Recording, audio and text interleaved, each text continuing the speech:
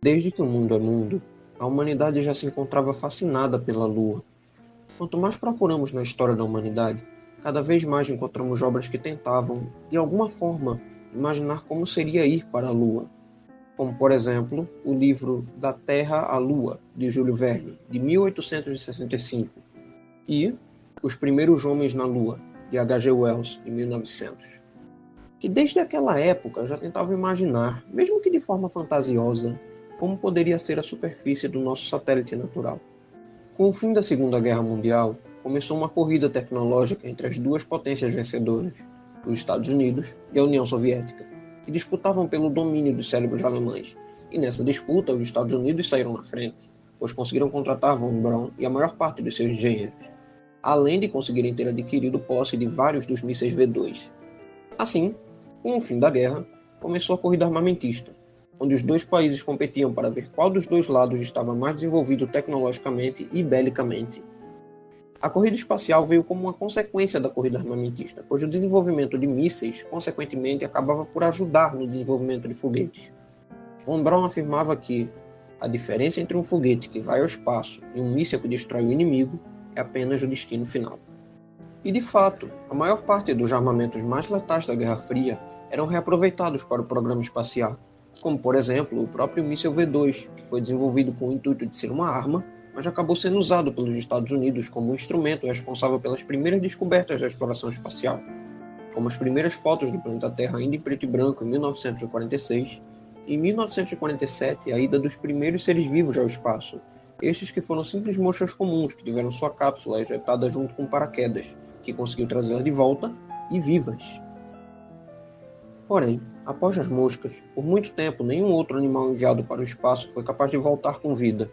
Por exemplo, o primeiro mamífero que foi levado para fora da Terra, também levado no TAV-2, foi um macaco, que infelizmente não sobreviveu à queda. E eles continuaram tentando mandar diversos animais para o espaço, mas isso nunca dava certo. Tentaram mandar macacos, camundongos, mas eles nunca conseguiam sobreviver.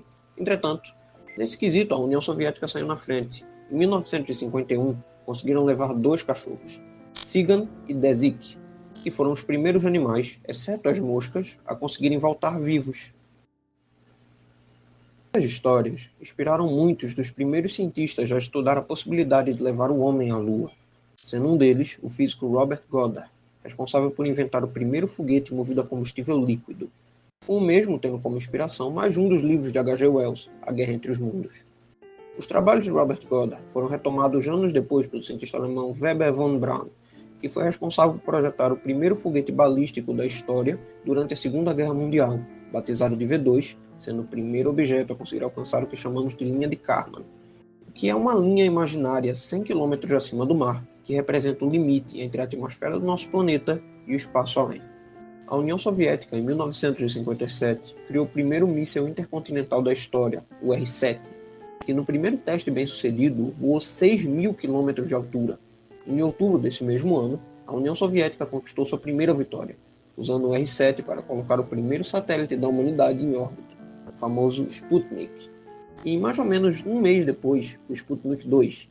E esse levou junto com si uma cachorrinha chamada Laika para a órbita da Terra, se tornando assim o primeiro animal que orbitou a Terra. Infelizmente, Laika acabou não sobrevivendo.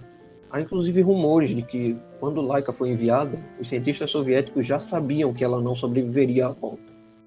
Devido aos resultados com animais ainda demonstrando baixas taxas de sobrevivência, as duas superpotências ainda estavam receosas sobre mandar humanos para o espaço.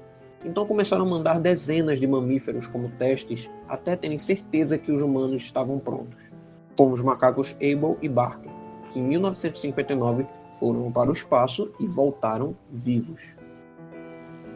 Foi nesse mesmo ano que os soviéticos também conseguiram mandar o primeiro objeto para a Lua, a sonda Luna 2, e apenas 2 anos depois, em 1961, o cosmonauta soviético Yuri Gagarin se tornou o primeiro homem no espaço, atingindo 300 km de altura e completando uma órbita, voltando para falar o que para nós soa óbvio, mas que naquela época foi uma surpresa: a Terra é azul.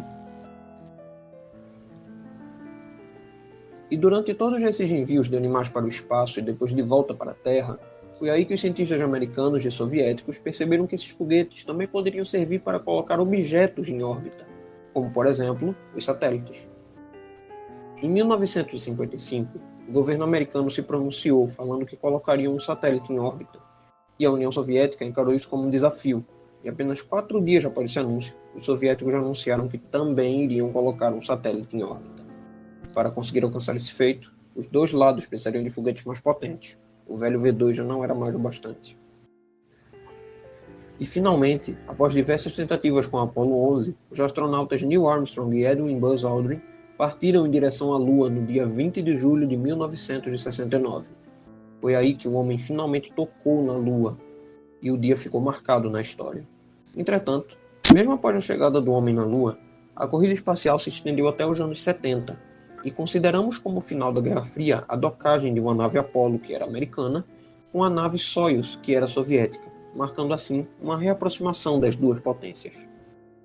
A Guerra Fria representou o início de uma grande cooperação na política internacional e na exploração espacial. Dessa cooperação surgiram algumas novas estações espaciais, como a famosa Estação Espacial Internacional, que é do tamanho de um campo de futebol, e também a Estação Espacial nomeada de Mir, que significa paz. E no ano seguinte, John Glenn se tornou o primeiro americano no espaço.